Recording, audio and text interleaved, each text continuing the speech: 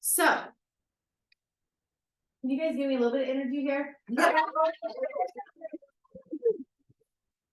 Hey, goodness. I appreciate that. Okay, so today is August 22nd. I say this every time that we meet, like, what the hell? Right? August 22nd.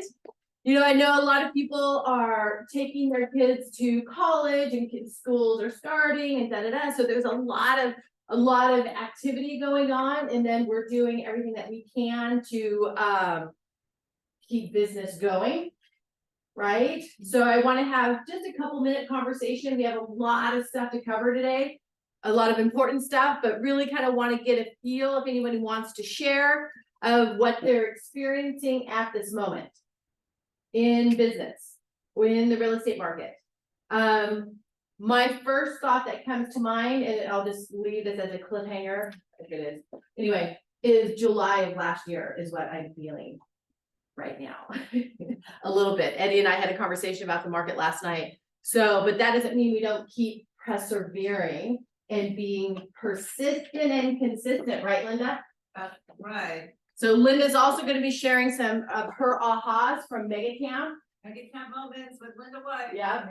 And one of them is definitely one of the themes, which she will go into, is about persistency, being persistent and consistent in at this time, which is always part of the business anyway, right?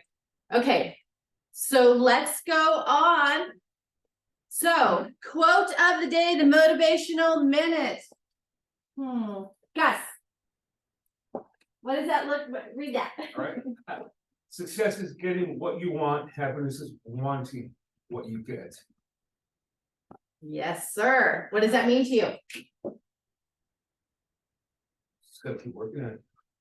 It's what makes you happy. You gotta keep pushing toward it. Yeah, for sure. And you know, because a lot of times we strive, we have our goals, we set our expectations, so on and so forth. So make sure when you put that target out there that it's actually something that you want, right? I was talking to an individual potential seller last night, and you know, started talking about just life in general, da da da da da, and it's I could tell that he's not happy, right? Because you can see people where they have a smile on their face, but underneath you can tell miserable, right? And I'm like, what do you enjoy at this? Yeah, totally. What do you enjoy? And what are you doing now that you used to do before that gave you great joy? Right? So we always want to keep, you know, because happiness brings that, you know, like we always be careful what you wish for, right? So in what you focus on, because remember, what you focus on expands, etc. So are you focusing on the shedizzle, or are you focusing on the awesome opportunities that are available for you in all areas of your life? Right? So success is getting what you want, happiness is wanting what you get. And what was interesting, I'm just gonna do this. I still don't know who that is. Los Angeles Career College. Hello. Okay. So one of the things they did, I'm just going to go through this part, and then we'll get Rich and Kevin and David up here with mine and you with their great wisdom today, and then Linda. One of the things that they did discuss at Mega Camp, right, is oopsie, not yet, Rich, is happiness. Choose happiness, right? Because it was interesting because they had us go through this exercise about, you know, what is it that you are seeking? Are you seeking peace or fitness, or, you know, whatever it is that you're really focusing on? But they said if you're focusing on happiness, right, it encompasses really all areas of your life, not just one, which I thought was very interesting.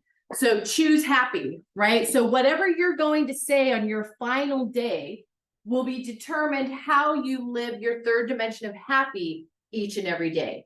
So one is prioritize your key relationships. The people have ownership of your heart, right?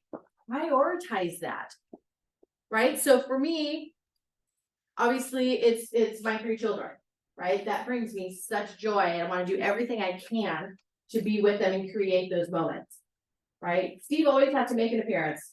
always, Mr. Steve said.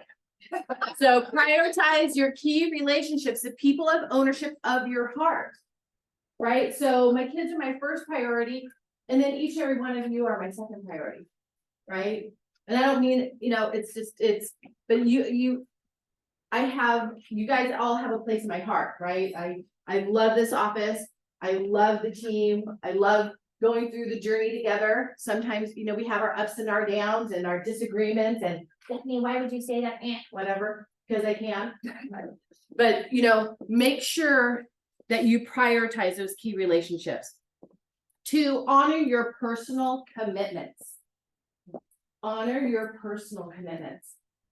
How many times do you break your promises to yourself? Right? But you don't typically break promises to other people, but you don't honor your personal commitments. So make that a priority, because when the day comes, right, we all have an expiration date, unfortunately, right? But honor your personal commitments, because that brings your happiness as well. Right? Because then you don't carry the guilt, you don't carry that burden with you if you're not. 3, give your life over to something bigger than yourself.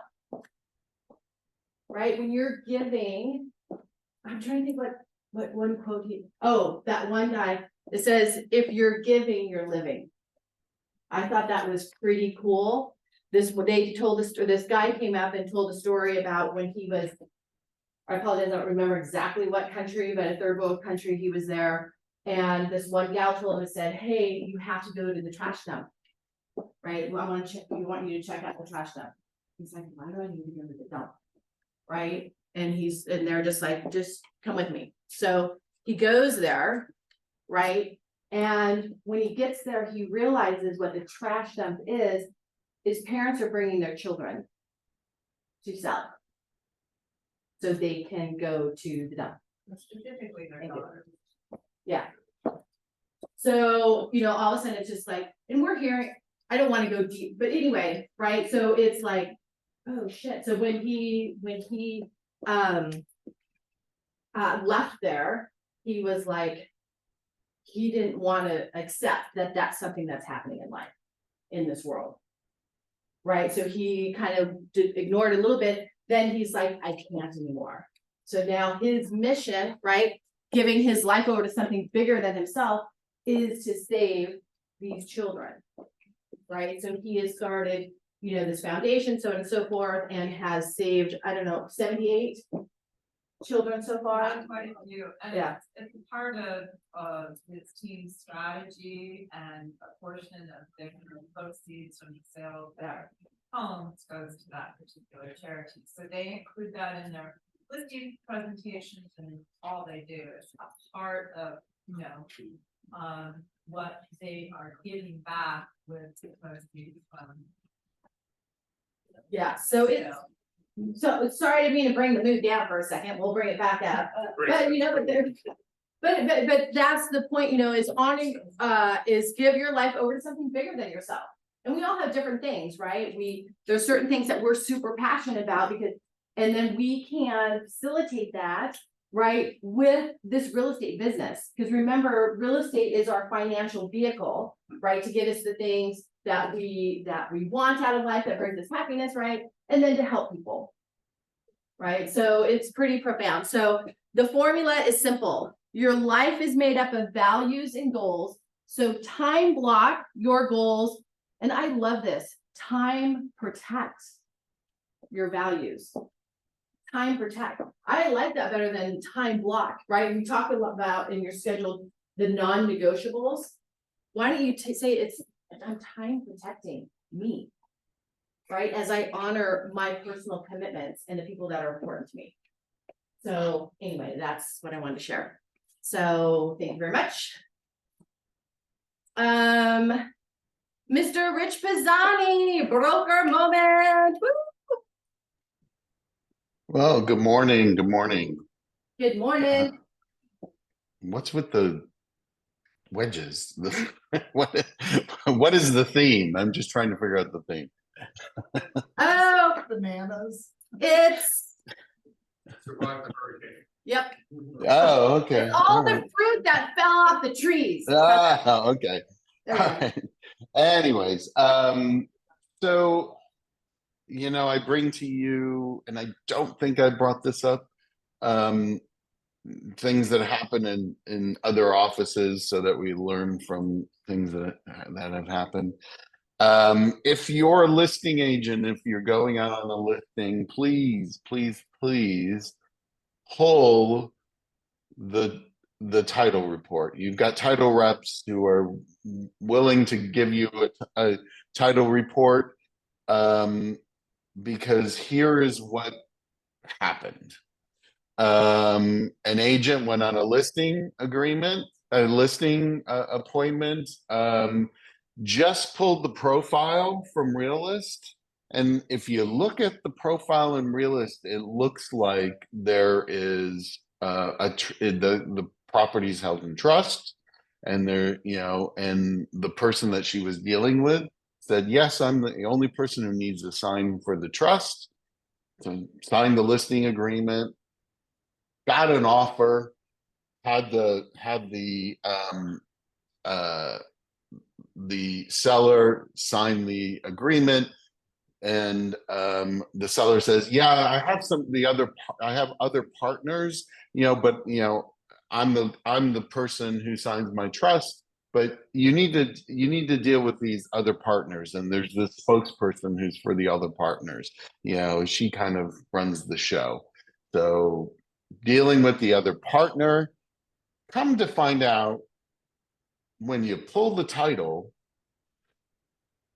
there are 4 trusts, and each have a 25% of the property. So it's not that the listing agreement is invalid. You know, you can list with one of the sellers, although it's not recommended for this reason, but everybody has to sign on the purchase agreement. And this one person didn't agree with what was agreed to by the other. And it became a back and forth. For weeks, it became a back and forth until she just let it expire and it went away. That's probably the best offer they're going to get on this property. But because the listing agent didn't do their homework and didn't get everybody to agree on something, then this deal fell apart, and it's a multi-million-dollar deal. So that's my suggestion: is pull the title report, make sure you're dealing with the right person when you're going in for that listing agreement. And that title report will also, if there's, you know, an IRS lien on that property that far exceeds, you know, what is owed on the mortgage. I mean, that's all stuff you need to know. And so that's my word of wisdom for today. Yay! So does anybody have questions for Rich? Everything okay? Wow, so everything's all good. No, okay, Omi, get up. They're 25%. Can't hear it. Gotta come here.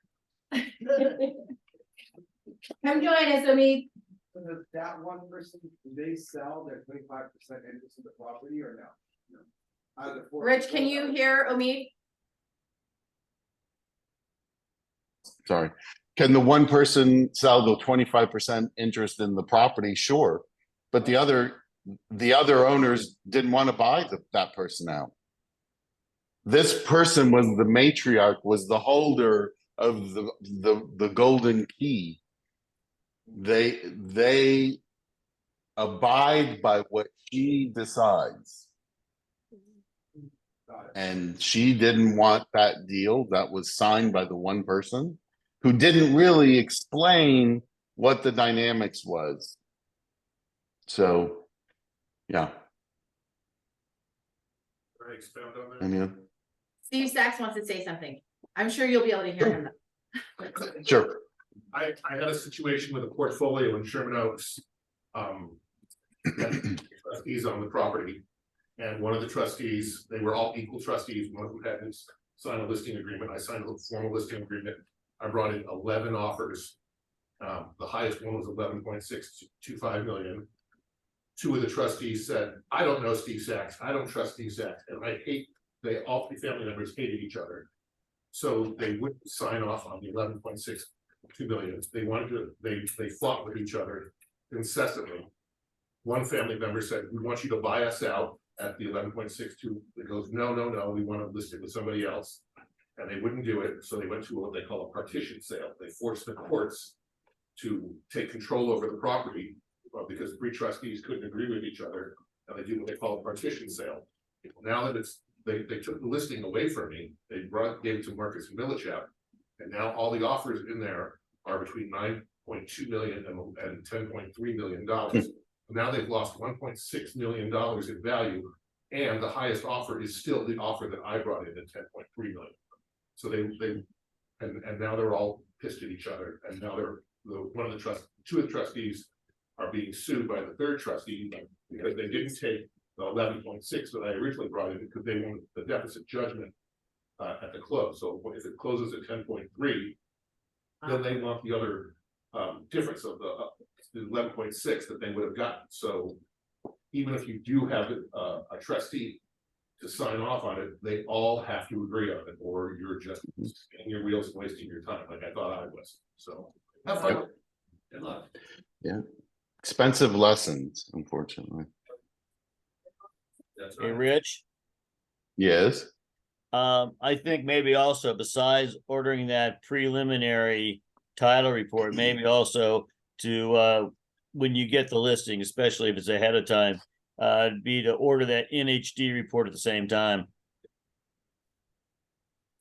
Sure. Absolutely. There's It's no just harm. in there's all ordering these possible things that could be going on with the land or fire zones or insurance things that they may not be aware of, and you may want to find out. And like the what's the hardening proposition, all that, they might want to know all that stuff ahead of time. Sure, when you go on the listing, I mean, if you suspect that it's in a high or very high fire zone, sure, you should be ordering that before you meet with them, saying, look, here you sit right here in this very high fire zone. So we have an additional thing that we have to do here, and to fill out. You might as well fill it out now. Which brings me to what my class is later today. It's statutory disclosures, including the fire hardening and defensible space. So yeah, Tomorrow, right? always a good idea. Tomorrow, excuse me, tomorrow. Yeah, Which tomorrow is at 4. Yes, right there. yes, tomorrow at 4. Okay. All right, also, All right. yeah, so make sure you Thanks. are all attending Rich's classes. Remember, we get them twice a month typically, so always be there or be square. Okay. Thank you, Rich. Anything else for Mr. Pisani or President Pisani? Is tomorrow in person or on Zoom only?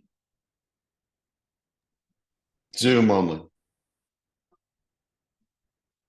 All right, awesome. Thanks, Rich. Okay. We have Kevin and Dave from My NHD going over some very important information. So hold on, I'm going to stop share right now. So just bear with me.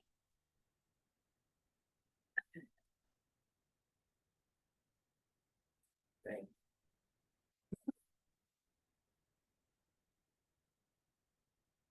Hold on. Okay, here we go.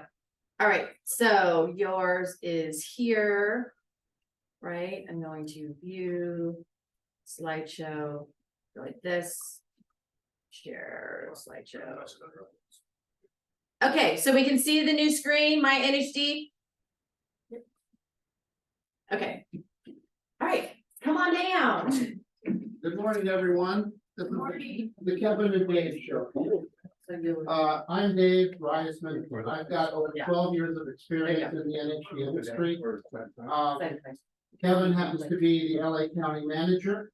I've been with my NHG for only about 2 months now, and it's a terrific company. We're a leader in information as far as our NHG reports. And today, Kevin's going to go into AB 38 with simple directions on how to order the defensible space inspections. Rich mentioned that it's important to get the preliminary title report when you get a listing. And it was also mentioned the NHG report, which is so important because a property might be in a high fire, high flood, high earthquake zone. And that's important to know. It's important information to give any prospective buyer. So I'm going to be here after the meeting. If you have any listings or prospective listings, I'll take your order today and you'll get your report within 20-30 minutes. So I'll leave it up to Kevin to go into AB 38. All right, thank you. As Dave mentioned, I'm Kevin Pelizzi. I'm a humble member of the Montgomery family. And I really am honored to be here in front of everybody that's here in person and everybody that's on Zoom. We're going to touch on the AB 38 and a little bit on the FHDS form today in a brief presentation. So I hope you enjoy it. Just by a show of hands, how many people are familiar with AB 38 or have gone through that type of a real estate transaction over the past 2 years? Not one person. We love it. Let me see if I'm pressing the right buttons. Okay, so this is a great map. The AB 38 is dealing with the high and very high fire severity zones. And this gets us a great illustration of the magnitude of the fire hazard problems that we have in the state of California that reach through our northern border, all the way down through the southern border. Pretty much the majority of the most populated areas of our state are going to be in one of these zones. And the state is still mapping. There's still more to come. Okay. This law is a little bit over 2 years old, came into effect in January of 21. And then in July of 2021, the defensible space section of the law came into effect. What do you need to do to be in compliance? When do you need to use the card form? How do you know what sections to fill out? And when do you order your defensible space inspection? These are some of the topics we're going to touch on. And this is more or less from the listing agent or seller's perspective if they're using our report. Okay. So the first thing you're going to want to do is you're going to want to order the MyNHD report. We don't charge any money up front, but it gets you out of the gate quickly with the information that's going to inform you as to whether or not you're in one of these qualifying fire zones. Number two, you're going to check our AB 38 advisory page, and I'm going to show you that in a slide or two. And this advisory page only prints if you're in a qualifying fire zone. If you don't see this advisory page, you're not in. The third thing you're going to want to check is the disclosure summary page on our report. And it's going to show at the state level as well as the local level, the type of fire zone that you're in. Okay. And then number four, you want to determine when the house was built. If it was built prior to 2010, January 1st of 2010, then you're going to be open for the home hardening aspect of the AB 38. Okay, there's a defensible space and a home hardening aspect. What's next? Okay, this is our AB 38 advisory page. You're going to see as we go through this presentation, this is the exact advisory page that CAL FIRE uses. We have a very close relationship with CAL FIRE, and we wanted to make this without any ambiguity that yes, AB 38 notice, you're in, this is the advisory. Okay, this is our summary page. Okay, it's going to reflect up at the top. You're in a very high fire hazard severity zone, yes, and then coming down here about 60% through, you're in a supplemental fire hazard severity zone on the local level. So you're in at the state level and you're in at the local level. Okay. Okay, so once you're informed that you're in one of these qualifying fire zones, the default is for the seller to request the defensible space inspection from CAL FIRE. That's where you start. Okay. There's the CAL FIRE /D space address, and I'm gonna have a slide for that as well. CAL FIRE will schedule your inspection if you're in a state responsibility area or SRA. If you're not in an SRA, CAL FIRE is gonna let you know via an email that it's not their jurisdiction and that you need to contact one of the local fire departments that handles the area. This is the CAL FIRE login page, or where you begin on their website. To schedule a defensible space, please use our defensible space inspection request form link down there. It's gonna open up, it's gonna take you through a process where you put the information on the property there, emails of who you want to be involved with the communication line. And then in about 24 hours, you're gonna get an automated reply saying that you're either in their jurisdiction or not. And then they're gonna advise you going forward, either to schedule your inspection or to hand you off to a local jurisdiction. Okay, you start with CAL FIRE. Let's say they say it's not their jurisdiction, right? So then you're gonna reach out to your local fire departments to see if they require a defensible space inspection. We make it easy for you as we list the closest fire departments on some of the information that we provide to you with links, and it'll be readily available to you. If they require an inspection, they'll schedule one for you. But there might be a situation where you contact CAL FIRE, they say it's not theirs, you contact the local jurisdiction, and they tell you that they don't require an inspection. If that happens, get it in writing, name, rank, seal number, email, address, phone number, as much information from the person that's telling you that they don't require the inspection. So you can put that into your disclosure documents, and it covers you going forward through the process. Okay? We good so far? Yes, this is awesome. AB 38 notice, what you need to do, advisory again, there's the CAL FIRE link just above the picture. There's the closest fire departments for the local jurisdiction below with links, addresses, phone numbers available to you. Okay.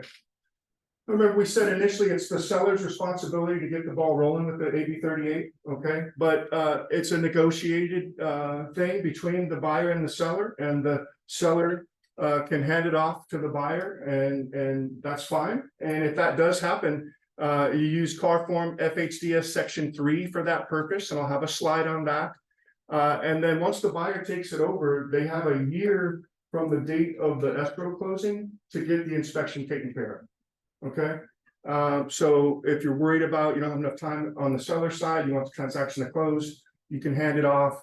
It's going to buy you some time. Okay, basically is what it does.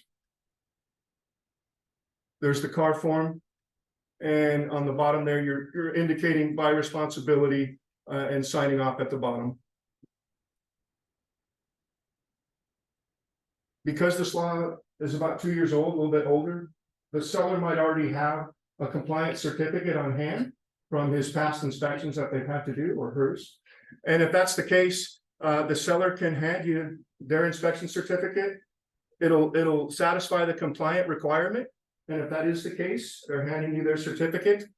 You fill out, FHDS section 4. And it's basically just the seller and the buyer agreeing that the seller is giving the buyer the certificate of compliance. Okay. How long is that good for? 6 months from the date it was handed. Okay, and then going forward, just to touch on that, once the transaction closes, the new buyer becomes the homeowner, they're gonna have to get a defensible space inspection every year from CAL FIRE or whoever the local jurisdiction is. Great question. Okay, so we're moving on to the other aspect of it. It is the home hardening. And so if the home was built prior to January 1st of 2010, the property is going to qualify for the home hardening section of AB 38. And you use the CAR form FHDS section 2B, which needs to be filled out. And there's really six retrofit items that they're asking whether or not you're aware, have they been retrofitted or not. And you answer honestly what the question is. They're at the bottom there. Go over them briefly for you. Eaves, soft fit, ventilation where the vents have openings in excess of 1/8 of an inch. Roof coverings made of untreated wood shingles or shakes. Combustible landscaping or materials within 5 feet of the home. Single pane or non-tempered glass windows. loose or missing bird stoppings or roof flashings, and finally, the rain gutters without metal, non-combustible gutter covers.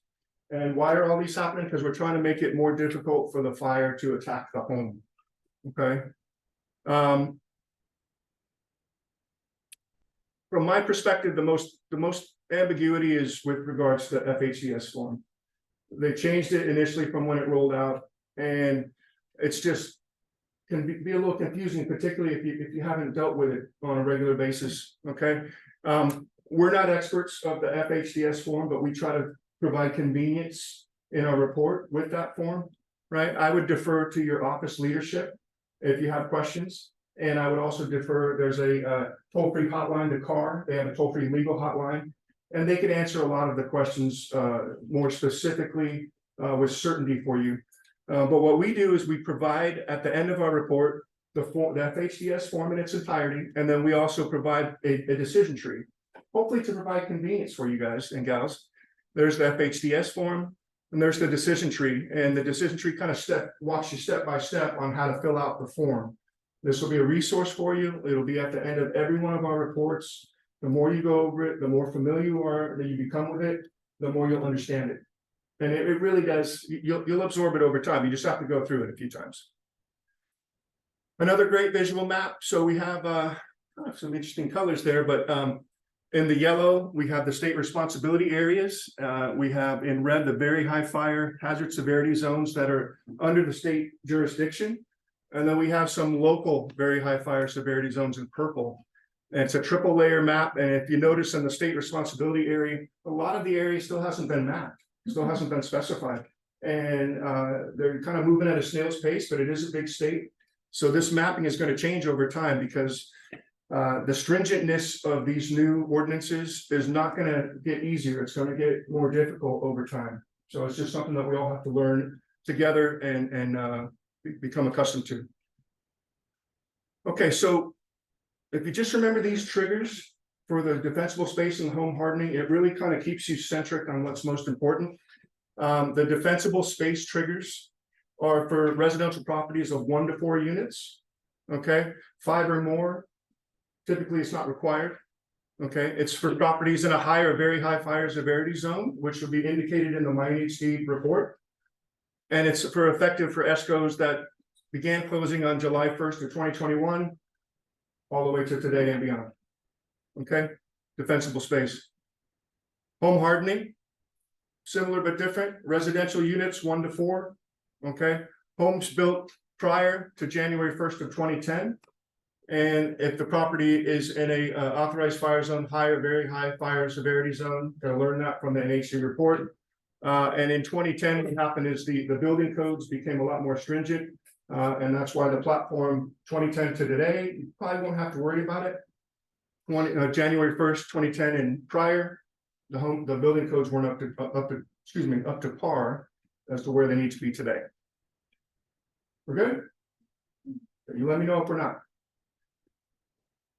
Okay, this is the one page in every NHD report that should be universally the same. It's the statutory signing page. It lists the 6 disclosures, the state disclosures by law. This page is going to change from what I'm told, probably sometime next year. They're going to add a little line into here in about AB 38, and there's another one coming that I'll touch on at the end.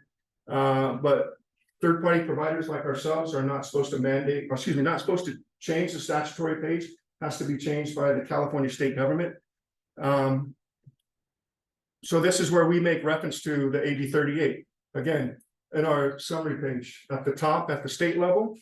And then if there is a local disclosure or a local ordinance regarding the property involved, it'll be about 60% down the page as well. So these are the areas where in our report, where you're in this situation where you should be focusing and looking at to get the information.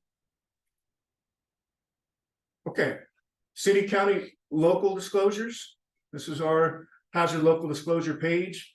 We provide local data, local maps, local ordinances in every report. And I would behoove you, whether you choose us, which we hope, but if you choose someone else, make sure that they're including the local disclosures. It is vitally important.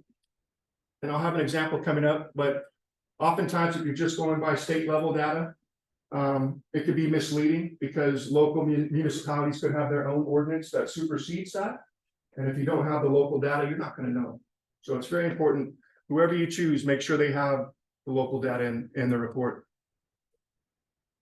Great example. So you got the state at the top, they're gonna have their designation, then you have the county, then you have the city local, right? So if you're using a report that only had the state level data, it shows that you're not in the fire zone, right? But because you're using a report that has the city county data, it shows that you are in. And so if you chose a report that only has state level data, you're really setting yourself up for a liability, because you wouldn't know that on the local level, you're considered in the fire zone. Question? No? Okay, keep your property lean and green to help protect your family and home.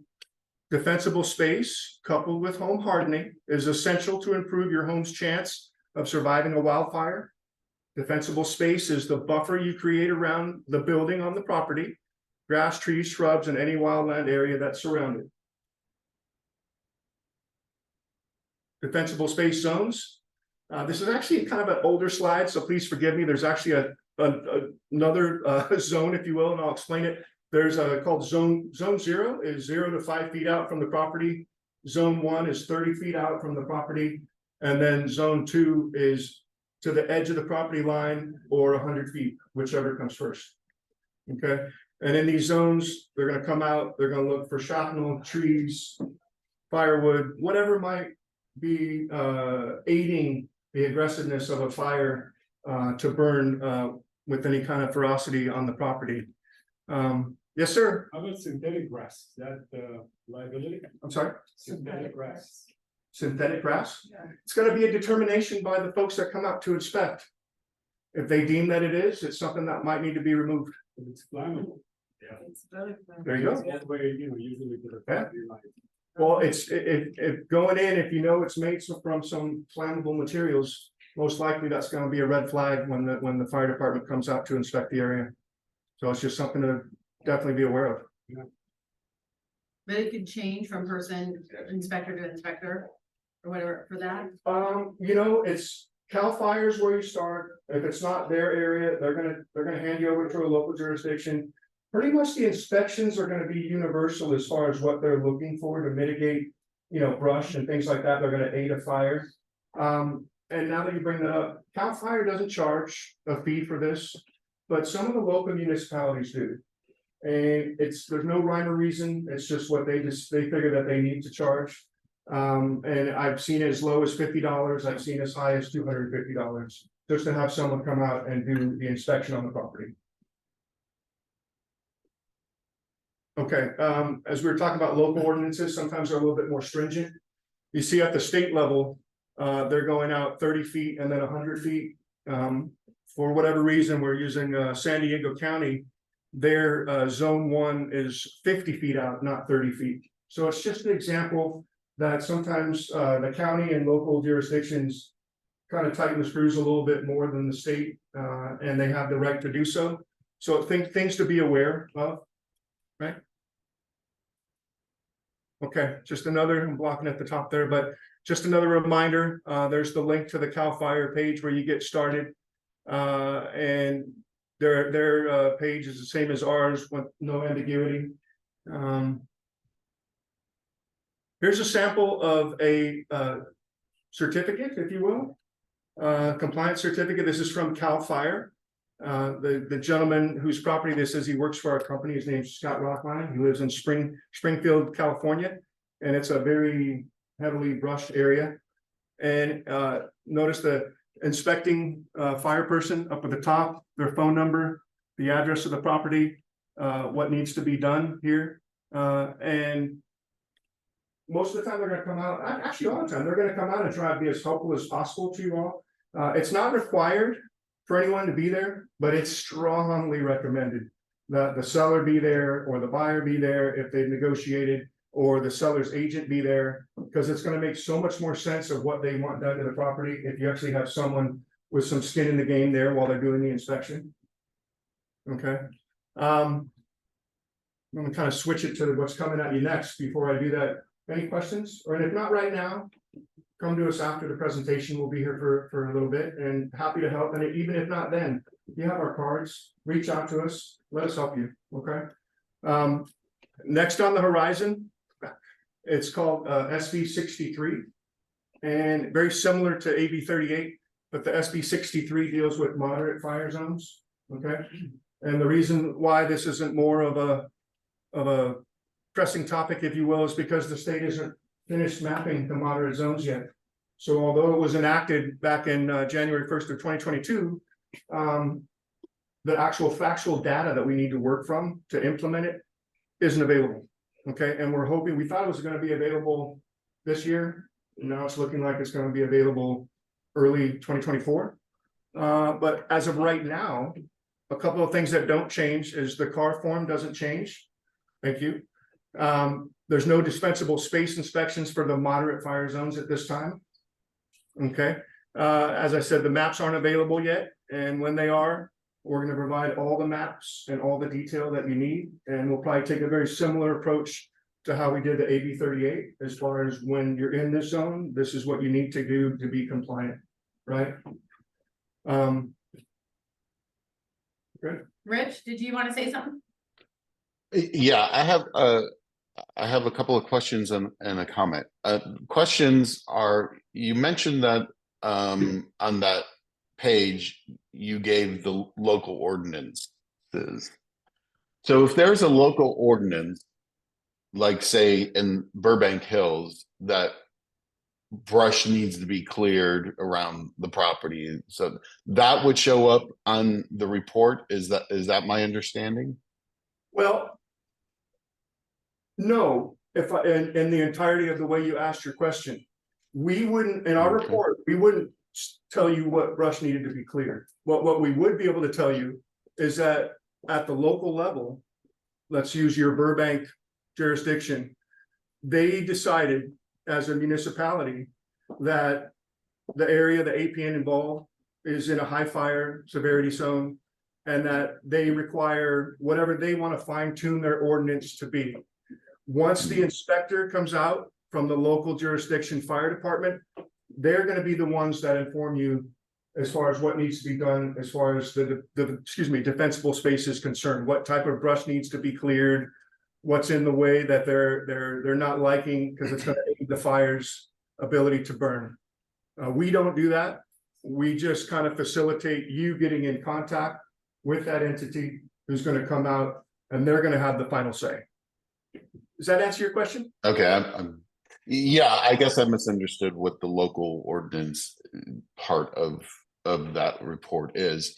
My other question is that if it's not in a state fire zone or high or very high, but it is in a local or county higher, let me back up. The form only prints if it is in a high or very high fire zone. Is that my understanding? Yes. And that includes, if it's not in the state, if it's in local or county, then it would print if it's just in the local fire, let's just say a local high or very high fire zone. Is that correct? Yes, that is correct. Okay. All right. And then my comment is, it is not, I will repeat this, it is not a point of sale requirement that this inspection takes place, that the seller has to do this inspection.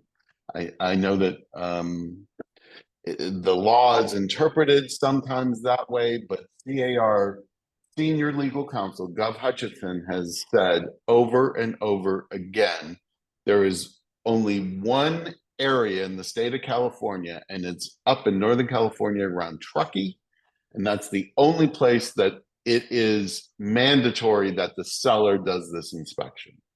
So the majority of the time, if the seller wants to do it, that's fine. They can contact Cal Fire or their local fire department, whichever has jurisdiction. But 99% of the time, it's going to be the buyer doing it within a year. So I just want everybody to, I would all of agree. my agents to know that. I'm not a lawyer either. I don't know if you have it in your notes. I didn't bring it, but remember when the inspector at our webinar said the seller of real property needs to do that? And please forgive me because I don't have that code in front of me. Sure, I know that, I agree I with know what that this you has say. been said, but it has been drummed into brokers' heads through CAR that it is not a point of sale requirement that the seller does this inspection. That's No, and just look, the way it is. if that's what they're telling you at the car level, That and is, you're instructing that is. your agents to do, that's what we want to have happen, right? Sure. And please Okay. forgive me, I don't have the local ordinance, but we actually just had a webinar last week when we had one of the CAL FIRE chiefs on. And it pains me that I don't have it to be a little bit more specific about it. And he even said he's not a legal mind as well, but it was basically Right, even though they have it on the seller their of real website, property has but to it's, initiate the defensible space. And I think that's maybe where they leave the ability for the buyer to take it over so that it grants more time. It grants up to a year from the time the escrow closes. right, To take it they over. have a year to do it. And it kind of washes away any rush feeling as far as having it done from the seller side. But I defer to your greatness of what you're telling your office. I do. And that's where you should be getting that. And I defer to CAR, who's told us. Likewise, and so do I. All And right. so, no problem at all. I have a question. All right, thanks. Do they actually track it? So if from a year from close of escrow, do they actually track and enforce that? They do. They'll send you out another notice. About a year later, they'll probably hit you up about 2 weeks prior to the year prior date that you had your inspection. And then they'll have you reschedule a new inspection. And it's something that's gonna happen until they deem that it goes away by law. It's gonna be something that happens every year for the defensible space inspection. Rich, we have a question. I'm speaking for Roger. So if because this has happened to me. So if the property is not in the fire zone, then that means why do we then have to do an FHDS form? If it's not in the fire zone, Yeah. then you don't have to. But it's our compliance, is that, because I've gotten like twice pushback from a buyer's agent, and one of them is Keller Williams Westlake, and I'm like, it doesn't matter, per my broker, who's the president, and in our compliance, so that you have to give me an HDS. Well, let me put it this way, from our. Wait, wait, I want to understand her question. So you're saying that our compliance is saying that we have to have it, even if it's not in. The required form, No matter what. no matter what. It is not, it is a required form in, here's the thing, it's in command, it is a required form because if it wasn't a required form, none of you would do it, even if it is required. So all you have to do to all you have to say to compliance is it's not in a high or very high zone. That's all you have to say. And they will take care of it on that end. But it's made required because I can't get people to do it when it is required. Okay. So that's why. So it is not required if it's not in a high or very high fire zone. Follow our compliance. May I follow up from our perspective? I'm not gonna you pay. So from our perspective, if it wasn't in the high, very higher severity zones, none of the advisory pages would print out. The FHDS form and the decision tree wouldn't print out with our report. But that's our approach, because you don't need those things from our perspective if you're not in those zones. However, if you're being instructed from your side, from your leadership on what they desire for you to do, then I have to defer to them, and you need to do what they're requesting of you. All right, that was our question, so if it isn't, then we don't need the FHDS, so we don't have to even though it says required form on the command, so. now Well, we- if I'm understanding things correctly, it's being required from your leadership, Right. irregardless of whether you're in or out of the zone. No. From our, We don't have it, we don't. no, if you're not in an 80-38, Right. you don't need it from us, not from your leadership wins. What they want you to do, you have to, Yeah, well, they will. is that understood? Is that? Yeah. Okay, So it's just a technicality as far as how command's structured, Right, that we have to say it's required, because it can't be half. right, So it's required, then you just email compliance, say it's not in the zone, that it does, we don't need it. okay, Mr. President, is that good with you? and that's fine. I just Yes, that's just what I said, yes. Awesome. Okay. Thank you, really good questions, thank you. And then if I may, Okay, everybody, a little promo, just 2 minutes and we're no, done. I was telling them to be Oh, okay. well, Yeah, you're fine. Okay, so every report of ours is backed by $10 million of E&O coverage. Indemnifies everybody that's in the transaction, broker, TC, agent, seller, buyer. And we do our insurance through Farmers Insurance, okay? You can bill through your escrow, we don't charge anything extra for that. The standard report that's required by law, the NHD, is $74.95. We have something that we call a premium report, which I don't know if I. It's the standard report with an environmental report included. The environmental report isn't required by law. And it covers all the known man-made hazards that might be affecting the APN involved in the transaction. We encourage everyone to buy the extra report, it's only $20. But just, full disclosure, it's not required, but it is great due diligence for you and for your client. Order at the time of listing, get that information right away. And then it's gonna help you put wind behind your sails to get the information to your client and know what you have to do right away, okay? No charge if the escrow doesn't close. We have a don't close, don't pay policy, okay? And we have 24-hour ordering, and the website is mynhd.com. And I thank you so much for putting up with me, and I hope that you learned something. Thank you, guys. Thank you, Mr. President. Thank you so much. Thank you so much, that was amazing. My pleasure. Yay! Yeah. Okay, you guys just bear with us, we'll probably be run till about 11:15. We have a couple other things that we want to share, we could possibly get out of here sooner. Thank you, Rich, for your input as always. Okay, let me go back to, let's see what I'm find. Okay, so we go back to here. Oops, I want view, slideshow. Go back to share. Where'd it go? Hold on. Why do I always have an issue? Okay. That's our slide. We're viewing slideshow. Then I go here. There we go. Yay. Okay. Make sure I didn't miss anything. Okay, Mega Agent Camp recap.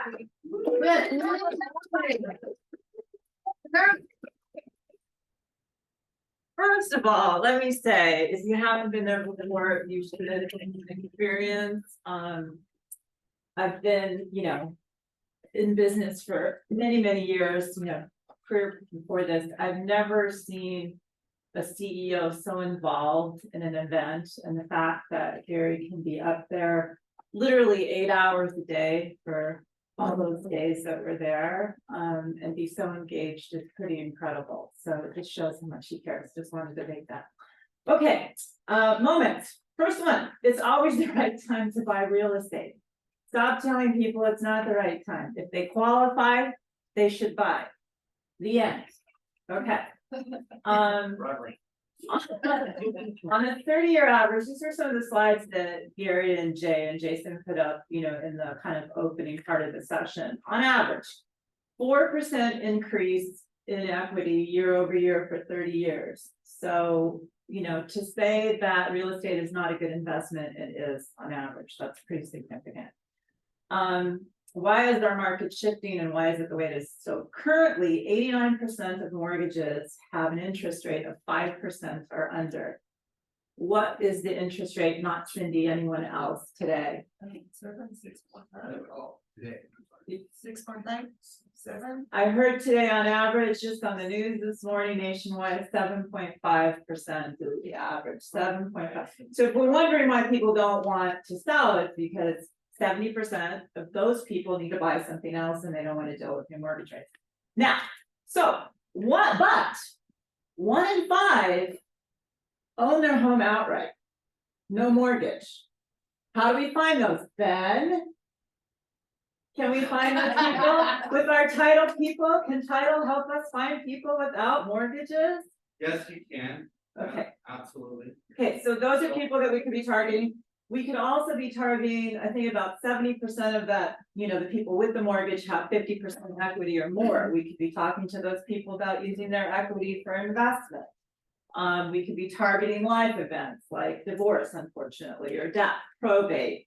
So these are some of the ways that we can try to help ourselves, you know, get more inventory while we struggle through what is, you know, something that we don't have any control of, and that's where mortgage rate interests are today.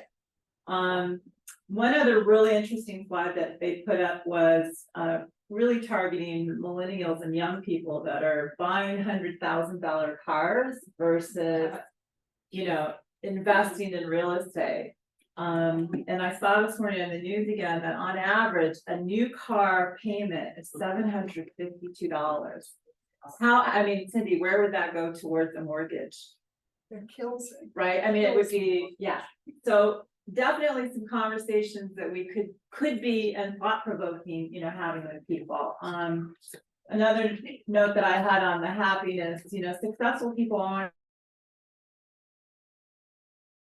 and success in anything, okay? So happiness is an important thing.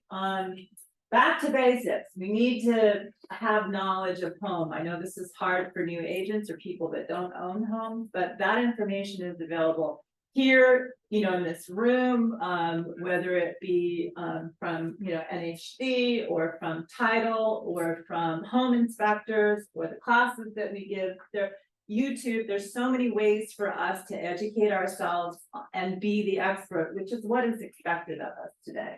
That was one thing that was very consistent in all the different models that were presented for the successful agents. This one stood out to me, be there for the client, not the sale. Ooh, let that sink in just a minute.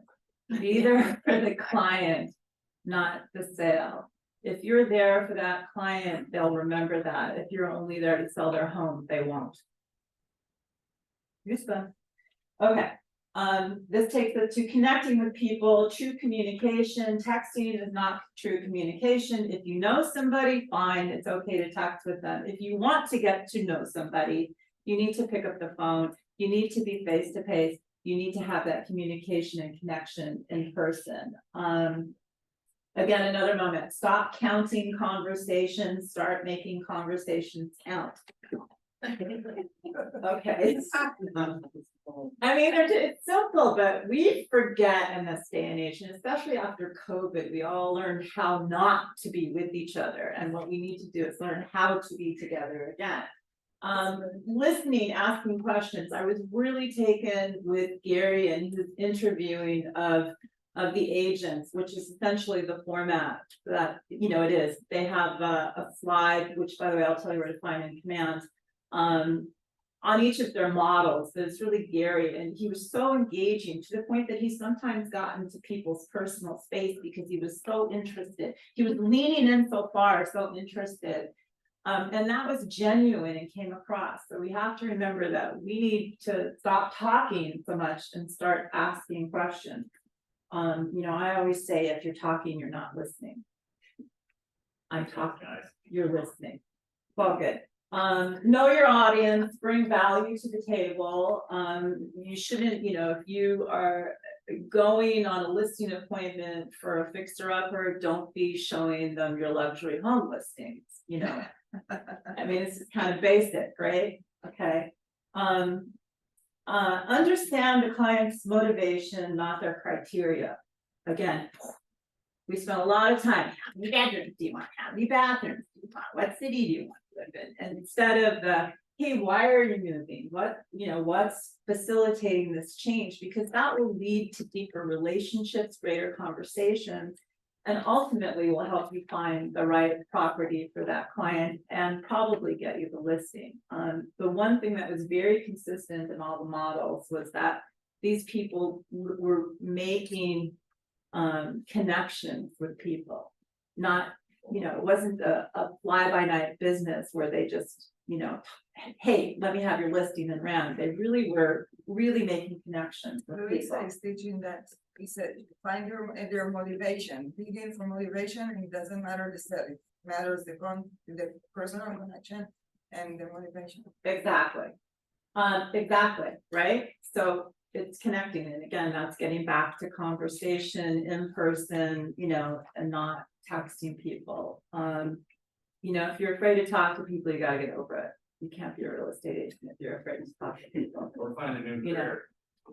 What? Or find a new job. Find a new career. I mean, you have to be able to talk to people. So really interesting, some of the different models that were presented, and I'm just gonna go through them quickly. There's a lot of them. So many of them are classic, but with some interesting new takes. For sure, all of the younger agents were leaning towards TikTok, Instagram, YouTube. There's one guy in Orlando whose team has created a whole media company that sells real estate. So they're doing, a weekly blog, they're doing a live event that's just talking about Orlando and the stuff and the news and the things that are going on, then with a call to action, regarding their real estate services. It was just really interesting. The key to that, and some others that were doing the same thing with TikTok and Instagram, is to create content that attracts and interests the people that you want to sell to. I'll repeat it. Create content that attracts and interests the people that you want to sell to. Okay.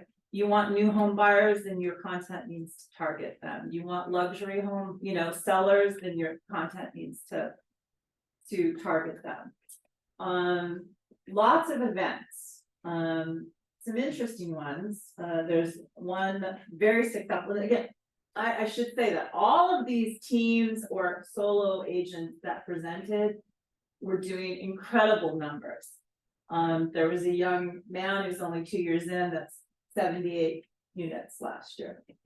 There's a young woman who's been doing it maybe 4 or 5 years that did on her own a couple hundred units last year. There are teams that were doing 300 to 500, doors, as they call it, so these are highly successful. One was interesting. So she hosts Ladies Night Out once a month.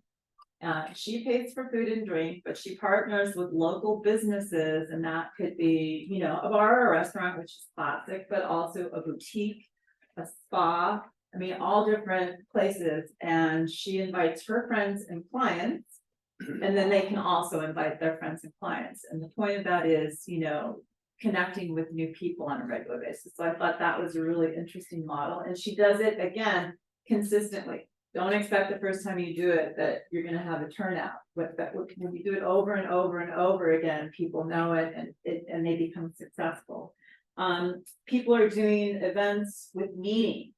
So they're creating events, and some of them extraordinarily large, thousands of people with a local charity. So what they're doing is putting on an event. In this case, they're charging for it, which they can, because that most of the money outside of what goes to the event, outside of sponsors, and they're calling on their title reps and NHG and other people to help them sponsor those events. And again, part of the registration is getting those people's contact information. So they're using that to drive their business. Another one, this was really interesting, is do events that you like, not what you think other people like. This particular young man was religious and didn't drink, and so he didn't want to have anything to do with alcohol. So he did baseball games and, or golfing events, things that interested him that he attracted other people to. There was another luxury agent who created her own VIP group within her sphere of influence. So every year she has 50 different people that she includes in dinner parties and social events and other things. And she expects them to participate. If they don't, they're out the next year. It's interesting stuff. Seminars, one of them that I thought was really interesting was the preparing your home for sale seminar. These particular people rented space in their local library, which I did look, and we do have, our libraries do have rooms that you can rent, and you can do events. And by doing that, they were able to get on the library's event calendar.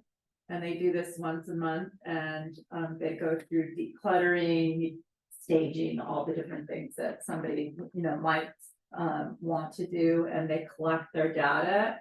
They book a listing appointment right there and then. So they have several agents in the team that work the room. And I thought that was really interesting. And again, open houses, people are getting back to basics. One really new, interesting one was housewarming parties.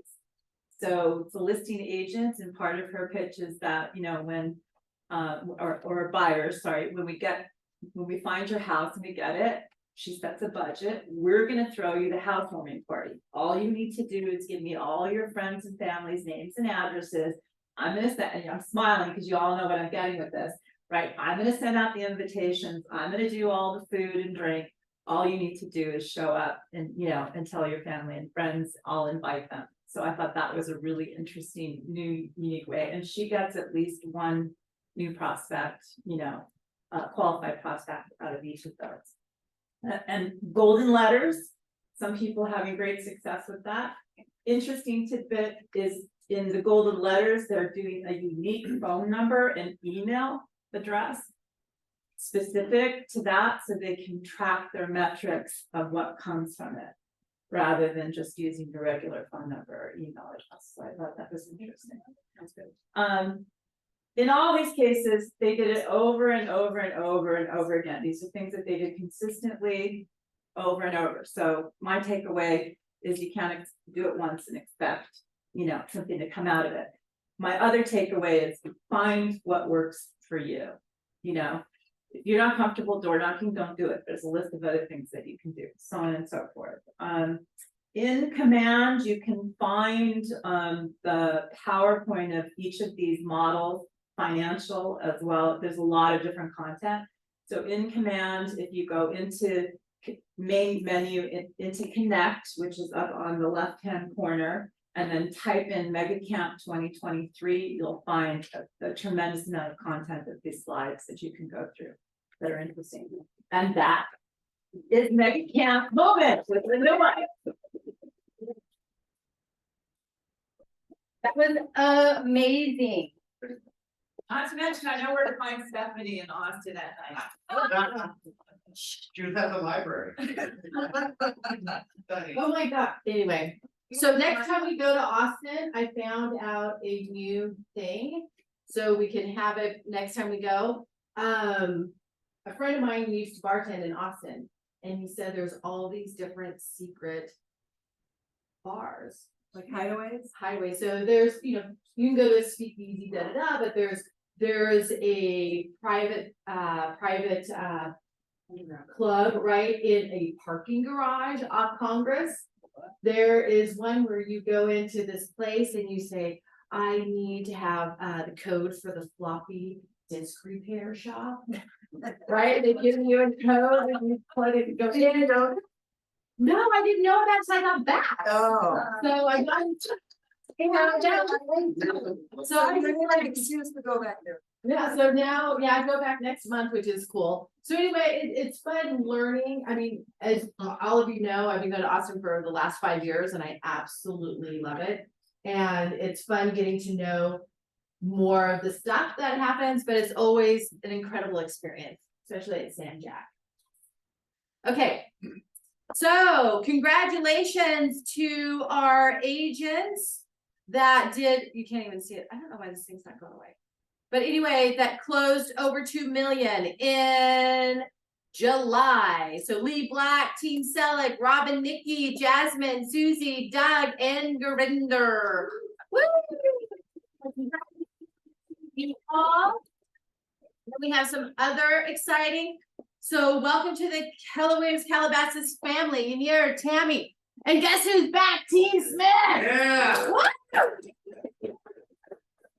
So David and Tracy are back. They had a long truck over from the agency back to Keller Williams Calabasas. Yeah. So super excited to have the Smiths with us again. So we had a lot of capping moments since our last team meeting. So Samantha Mitchell is on a holy terror. She is just like, wow, so crazy. So congratulations, Samantha, and getting 100% of your hundreds of thousands of dollars. David Shamash, congratulations on your 100%. Who's coming up? I think someone knows. And then Ella Shamash, congratulations. You've reached the illustrious milestone. And our very own Christine Wheeler. So enjoy your 100%. That's super exciting, super proud of you and all of you. So look at, you guys, you know what's really happening once we hit the end of this month? There's holidays, right? You're like, shut up, Stephanie. Right? So, Which ones? yeah, so it just, you guys know what happens when September hits, right? So keep your, I always forget, metal to the pedal, pedal to the metal, right? Just keep it, yeah. So November 14th to the 20th, Bahamas, right? So the final payment is due on September 11th, and then December 14th, holiday party, same place, same time. With thanks to Christine Wheeler for hooking us up at the best place ever to have it. Okay, you guys have been asking for it forever. We're going to hound you guys. This Friday at noon is risk management seminar. Regarding, you guys are not going to ask me any flipping questions regarding EO at this moment. Okay, so we can have those questions later. So noon on Friday, be there. Okay, I will be tracking, so I will tell you it is important that you're there. I can say every word but mandatory, but it means the same thing, almost. Also known as kinda, right? So noon, Friday, August 25th. Like I said, you guys have been asking for this. This is something that will be happening on a regular basis. So controlling the probability of unfortunate events whilst maximizing opportunities. I like that. Okay. So Friday at noon. It's only Zoom? Zoom? Yes. Only So- Zoom? Only Zoom? Only Zoom. Oh, okay. Yes, so because we have, there'll be 4 offices that will be on this Zoom. Oh. Okay, so Christine and Wheeler and Cindy, you want to give a 15 seconds shout out? Hey, come to the next book club meeting, doesn't matter if you've read the book, I think there might be some left up front, so check, they're free if you come to the meeting. And it will be an interactive session, meaning that you will walk away with learning some stuff that's going to save/make you money. Awesome. All right, thank you, Cindy. Thank you, Christine. All right. Calabasas Escrow, thank you again for your commitment, your great work, and everyone supporting. So I know we didn't really get to talk about the market, but just keep talking to people, right? I know we can feel it, right? A little bit of some people put the brakes on and shit stuff. That inflation is happening on way down. And they're expecting us to get a 2% line for the next 2 years. So it's almost like you're buying at Not interest rate. And awesome. Lock in now. Less your competition. Make the most you can sell on your own. And in a couple of years, go to the city or your loan officer and get that refi done. Without eating debt accounts at that point at 4 or 5% or whatever, well, all of our crazy clients didn't buy are competing for those homes, right? It's literally a little bit of a shift. Finally, Linda saying, take those basic fundamentals and tell that story, share that story related to their goals, and watch the appointments and leads follow through. I know that it's crazy right now. We just got 320 And we're like, wow, these people genuinely wanna sell, okay, let's figure this game out. You know, let's match the market with their motivation, monitor the motivated, not the. No, for sure, because they're, like I said, you have to ask the questions, be the surgeon, do the needs analysis, get to their true motivation. Right, their true motivation, like what they talked about at Mega Camp and what Linda just brought up, and Philip, but motivation is paramount. And the seller that I was speaking with last night, he knows, he's just like, okay, yeah, I'm gonna have a higher interest rate right now, but I know I'll be refinancing in the future. Cause he's sitting on his interest rate, 1.9. One 1.9, he's just like, I know I'm not gonna get that, he can't stress about it. Right, but he'll take a 7.5, well, he'll probably buy down his rate, but then he'll know he'll still refinance when the opportunity comes. Yeah, so like, we need our jobs. 2018. Right, we quit our job, we quit our career, we quit safety, make it here. It's the same thing with our clients, we kind of know where they're at. Yep. Thank you, Philip. Okay, I know we're a lot of great information, so I appreciate everyone hanging on. Okay, Alan, the safety. Okay, very briefly, guys. As you can read this little note here about open houses, please make sure that when you leave your open house that or it's over, that the house is completely empty, of course. And just make sure you check all the windows and doors so no person who's come into the property has unlocked them so they can come in later. Obviously, when you're doing this, you might want to have the front door closed so no more people come in while you're locking everything up. Maybe have the back door unlocked so if you need to leave really quickly for some reason. But you know, just make sure to check the house when you leave, just to make sure it's all closed. Really simple, straightforward, no big deal. Oh, awesome. Thank you, Alan. Great, no problem. Yeah, so yeah, what he said. I was gonna add more. Okay, did you have anything you want to say real quick? I've got 3 ideas for you guys. One is this is especially good idea for people like, entertainment people who are maybe on strike, maybe not, earning any money right now, but they did at one time. So we have a home equity line that's all AI driven. It's all online. You enter in, you upload your tax returns from the IRS website, and it looks at your AGI, your adjusted gross income. And if you're in, you're in. They give you an offer, you get a credit line. Nice. Wow. Yeah. So very, very good for people who may not have show the income right now, or for anybody who even does in lots of HELOCs. But there's lots of HELOC options. Idea number 2. There is something that we've been doing some of lately. It's called a P&L loan. So this is for self-employed borrowers, and they do not have to have bank statements to back up their P&Ls, but it does have to be signed off by a CPA or tax preparer. And this is particularly good for, I'm going to give you an example prospect that Nicole and I are working with, Mr. Tyler, who self-employed. We approved him earlier in the year. And since then, we found out that he bought a car for, how much was the monthly payment? $3,000 freaking dollars. What did he get? What kind of? What did he get? And what? I didn't hear. Okay. I'm gonna say, what? So you can kiss that pre-approval goodbye in a normal. However, with a P&L loan, we can actually do the same deal, obviously with a little bit higher rate, thanks to that little maneuver. But normally, when you have a self-employed borrower who has, in his case, he had, an S corp. So we could technically use, if the business has been making the payment for 1 year and you can prove that, then we don't have to include that in the debt.